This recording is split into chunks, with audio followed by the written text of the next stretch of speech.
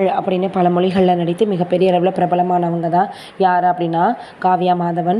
இப்போ அவங்களுடைய வீட்டில் தான் ஒரு சோக நிகழ்வு நடந்திருக்கு. என்னென்னா, அவங்களுடைய அப்பா காலமாகியிருக்கார். உடல்நலக்குறைவு காரணமாக ரொம்பவே கஷ்டப்பட்டு வந்துட்டு இருந்தவரை மருத்துவமனையில் அனுமதிச்சிருக்கிறாங்க. சிகிச்சை கொடுத்து வந்துட்டு இருந்த நிலையில் திடீரென காலமாகியிருக்காரு. இப்போ காவ்யா மாதவன் அவர்கள் மிகப்பெரிய அளவில் உருக்கமாக ஒரு விஷயத்தை பதிவு பண்ணியிருக்காங்க. சின்ன வயதுலேருந்து நான் உங்கள் கையை பிடிச்சிட்டு தான் வந்திருக்கிறேன். இப்போ வரைக்கும் உங்கள் கையை விட்டதே இல்லை. இனி நான் யார் கையை நம்பிக்கையோடு பிடிக்கிறது அப்படின்னு ரொம்பவே உருக்கமாக பேசியிருக்காங்க. இதை பார்த்துட்டு சக நடிகர்கள்லேருந்து ரசிகர்கள்லேருந்து எல்லோருமே பார்த்திங்கன்னா அவங்களுக்கு ஆறுதலை தெரிவித்து வந்துட்டுருக்காங்க. அதோட அவனுடைய அப்பா அவர்களுக்கு இரங்கலையும் தெரிவித்து வந்துட்டுருக்காங்க.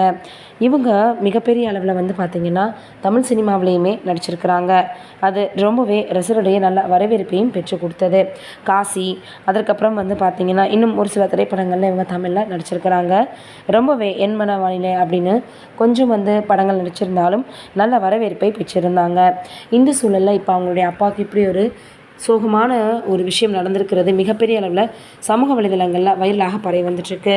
நம்மளுடைய சார்பாக அவங்களுடைய அப்பாவினுடைய ஆன்மா சாந்தி அடையணும்னு கடவுள்கிட்ட வேண்டிக்கலாம். அதே போல் அவங்களுக்கு ஆறுதலையும் தெரிவிச்சுக்கலாம். இது ஒரு பக்கம் இருக்க, இன்னொரு பக்கம் நடிகை ரேவதி அவர்கள் சில விஷயங்களை ஷேர் பண்ணியிருக்காங்க.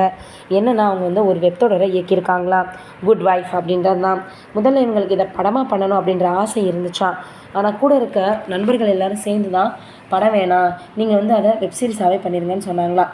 சரி, நம்மளும் காலத்துக்கு ஏற்ற மாதிரி மாறிக்குவோமே அப்படின்னு ரேவதி அவர்கள் இப்போ குட் வைஃப் அப்படின்ற ஒரு படத்தை தயாரித்து இப்போ பார்த்திங்கன்னா அவங்க வெளியிட போகிறாங்க. அதுவும் அவங்க இயக்கியிருக்கக்கூடிய இந்த படத்தை ஓடிடியில் டைரெக்டாக வெளியிடுறதுனால கொஞ்சம் ஒரு மாதிரி தான் இருந்துச்சா.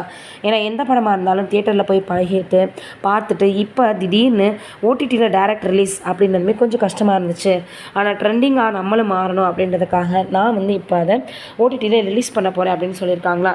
ஸோ குட் வைஃப் அப்படின்ற படம் சீக்கிரமே ஸ்ட்ரீமிங் ஆக போகுது அப்படின்றது தான் எல்லோருமே எதிர்பார்த்துட்ருக்காங்க.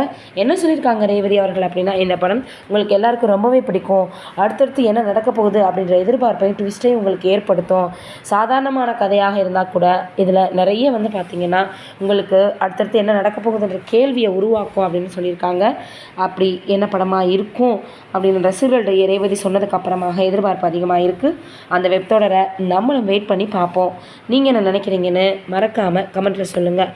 அப்படியே ரேவதி அவர்கள் அவங்களுடைய இந்த பார்த்திங்கன்னா மென்மேலும் தொடரணும் இந்த வேலை அப்படின்னு நம்மளுடைய சார்பாக வாழ்த்துக்களை தெரிவிச்சுக்கலாம்.